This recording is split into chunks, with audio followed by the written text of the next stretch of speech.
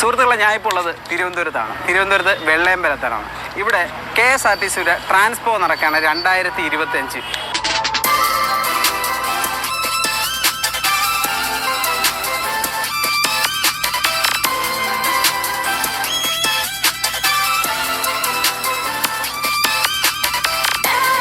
KSRTC ഇപ്പോൾ പുറത്തിറക്കുന്ന കുറേ പുത്തൻ പുലിക്കുട്ടികൾ, അതായത് നമ്മൾ എപ്പോഴും അറിയാമല്ലോ ആനവണ്ടി നമ്മുടെ KSRTC. അപ്പോൾ കുറേ പുതിയ ആനവണ്ടികളൊക്കെ വന്നിട്ടുണ്ട്, കുറേ അടിപൊളി മോഡൽ. ഇതിൽ ഏറ്റവും എടുത്തു പറയേണ്ട കാര്യം എന്ന് പറഞ്ഞാൽ നമ്മൾ ഇതുവരെ കാണാത്ത KSRTCയുടെ ഒരു മുഖമല്ല, ഇനി പുതിയൊരു മുഖത്തിലേക്ക് KSRTC മാറുകയാണ്. പുതിയ അടിപൊളി ബസ്സുകളുടെ ഒരു ഉദ്ഘാടനം, അതിൻ്റെ പ്രദർശനമാണ് ഈ കനകക്കുന്നിൽ നടക്കുന്നത്. അപ്പോൾ നമ്മളിന്ന് കാണാൻ പോകുന്നത് പുതിയ ബസ്സുകളും ഇതിൻ്റെ രീതികൾ എന്തൊക്കെയാണെന്നാണ്. അപ്പോൾ നമുക്ക് നേരെ വീഡിയോയിലോട്ട് പോകാം.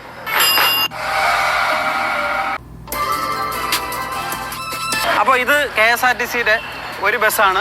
ഇവിടെ നിന്ന് ഇങ്ങനെ ഒട്ടനവധി ബസ്സുകൾ പല പല മോഡലിൽ അങ്ങ് അറ്റം വരെ ഇട്ടിട്ടുണ്ട് കേട്ടോ. ഒരുപാട് ബസ്സുകളുണ്ട്. അപ്പോൾ നമുക്ക് ഓരോ ബസ്സായിട്ട് പരിചയപ്പെടാം. ആദ്യം നമ്മൾ കാണുന്നത് KSRTCയുടെ ലിങ്ക് ബസ്സാണ്. അശോകലൈനിന്റെ മിനി ബസ്സാണ്. 4 സിലിണ്ടർ വണ്ടിയാണ്. 4 സിലിണ്ടർ. നമുക്ക് മൈലേജ് കൂടുതൽ ലഭിക്കും. ഇതിനകത്ത് 40 സീറ്റാണ് നമുക്കുള്ളത്. ഇത് ഫാസ്റ്റായിട്ട് ഉപയോഗിക്കാൻ വേണ്ടിയാണ് നമ്മൾ ഉദ്ദേശിച്ചിരിക്കുന്നത്. നമുക്ക് ഇതിനകത്ത് കണ്ടാലോ സാർ? അപ്പോൾ ബസ്സിൻ്റെ ഒരു രീതി പറയുകയാണെങ്കിലേ, നമ്മൾ ഒരു പ്രീമിയം ലുക്ക് ഈ ബസ്സിൽ കൊണ്ടുവന്നിട്ടുണ്ട്. ഒരു നമ്മൾ സാധാരണ കാണുന്ന ഒരു KSRTC ലുക്ക് അല്ല ഈ ഒരു ബസ്സിന്. പിന്നെ TV ഉണ്ട്, കാര്യങ്ങളുണ്ട്, എല്ലാ സൗകര്യങ്ങളും നമ്മൾ പോകുന്നു. അപ്പോൾ ലിങ്ക് ബസ് എന്ന് നമ്മൾ അടുത്ത ബസ്സിലേക്കാണ്. അപ്പോൾ ഇതാണ് അടുത്ത ബസ്. ഇത് AC സീറ്റർ കം സ്ലീപ്പർ. അപ്പോൾ KSRTCയുടെ ഒരു പടക്കുതിര എന്ന് തന്നെ പറയാം. AC സീറ്റർ കം സ്ലീപ്പറാണ്. ബസ് കാണുമ്പോൾ തന്നെ ഒരു ആന ലുക്കൊക്കെ ഉണ്ട്, ഗുമ്മ ലുക്കാണ്.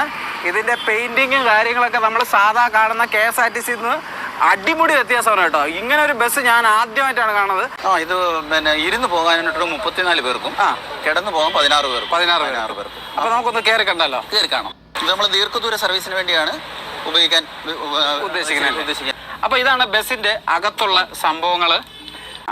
ഈ ബസ്സിന്റെ മെയിൻ പ്രത്യേകത എന്താണ്? എന്താണെന്ന് വെച്ച് കഴിഞ്ഞാൽ പുഷ് ബാക്ക് സീറ്റാണ്. നമുക്ക് കംഫർട്ടബിൾ ആണ്. ദീർഘദൂര യാത്ര ചെയ്താൽ നമുക്ക് യാതൊരുവിധ ശാരീരിക ക്ഷീണവും മറ്റും ഒന്നും ഉണ്ടാവില്ല. ബാംഗ്ലൂർ ഫേസ് ചെയ്യുന്ന യാത്രക്കാരെയാണ് കൂടുതലും. അപ്പോൾ അവർക്കത് കൂടുതൽ ഗുണകരമാവും. അപ്പോൾ നമ്മൾ അടുത്ത ബസ്സിലോട്ട് പോവാണ്. ഓക്കെ ശരി. അപ്പോൾ നമ്മൾ അടുത്തതായിട്ട് കാണുന്നത് സൂപ്പർ ഫാസ്റ്റ് പ്രീമിയം ബസ്സാണ് KSRTCയുടെ.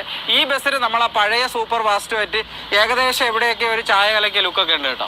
അതിൻ്റെ ഒരു പെയിൻറ്റിലും കാര്യത്തിൽ ആ ലുക്കിൽ ചെറിയൊരു ഇത് വന്നിട്ടുണ്ട്. ജസ്റ്റ് ഒന്ന് കയറി കണ്ടല്ലോ. ഓക്കെ, ഇതൊരു നോൺ AC ബസ്സാണ്. നമ്മൾ ആദ്യം കണ്ട ബസ് പോലെയാണ് ഇതിൻ്റെ ഒരു പ്ലാറ്റ്ഫോം നമുക്ക് കാണാൻ പറ്റുന്നത്. പിന്നെ ഇതിൽ നമ്മളെ സാധാ ബസ് പോലെയൊക്കെ തന്നെയാണ് അല്ലേ? പിന്നെ സീറ്റിൻ്റെയൊക്കെ ഒരു മോഡൽ വ്യത്യാസമുണ്ട്. ഫാസ്റ്റ് പാസഞ്ചർ ബസ് കണ്ടു കഴിഞ്ഞു. ഇനി നമ്മുടെ KSRTCയുടെ ഓർഡിനറി ബസ്സാണ് കാണാൻ പോണത്. നമ്മൾ സ്ഥിരം കാണുന്ന ഒരു ഓർഡിനറി ബസ്സൊന്നുമല്ല, അതിൽ നിന്നൊക്കെ മാറി മറിഞ്ഞ് അതിൻ്റെ ഫേസും ഒക്കെ മാറ്റിയിട്ടുണ്ട്. നേരത്തെ ഉള്ള ബസ്സാണെങ്കിൽ 51 സീറ്റാണ്. ഈ ബസ്സിലാണെങ്കിൽ 28 സീറ്റ്. പിന്നെ കയറാനും ഇറങ്ങാനും ഇത് കുറച്ചുകൂടെ എളുപ്പമാണ്. മറ്റേതിൽ ഡോറ് വലിച്ചടയ്ക്കണം. ഇതിലാണെങ്കിൽ ഡോറ് ഓട്ടോമാറ്റിക് ഡോറാണ്. അതായത് നമ്മളിപ്പോൾ ഫാസ്റ്റ് പാസഞ്ചറിലെ കാണുന്ന ഡോർ അല്ലേ, ആ ടൈപ്പ് ഡോറൊക്കെ ഇതിൽ വന്നിട്ടുണ്ട്. ചെറിയ ബസ്സാണ്, അതായത് നമ്മളെ ഇലക്ട്രിക് ബസ് പോലെ. ഇത് ഫ്യൂലാണ്, അതായത് ഡീസലാണ്. അപ്പോൾ നമുക്ക് ഇതിൻ്റെ അകത്ത് കയറി കണ്ടാലോ? അപ്പോൾ നമുക്ക് ഇതിൻ്റെ അകത്ത് കയറി ബസ് ഒന്ന് കാണാം.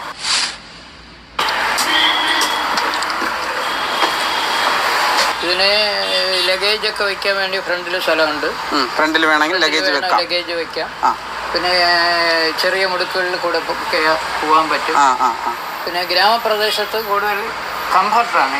അതായത് വീതി കുറഞ്ഞ റോഡിൽ കൂടെ പോകാൻ കംഫർട്ടാണ്.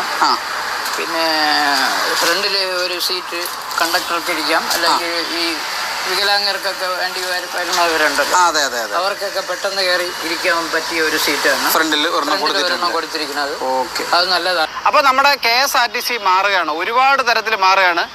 ലോകോത്തര നിലവാരത്തിലാണ് നമ്മളെ KSRTC വരുന്നത്. പുതിയ പുതിയ ടെക്നോളജികളൊക്കെ ആഡ് ചെയ്യാൻ വേണ്ടി മാക്സിമം നമ്മുടെ KSRTC ശ്രമിക്കുന്നുണ്ട്.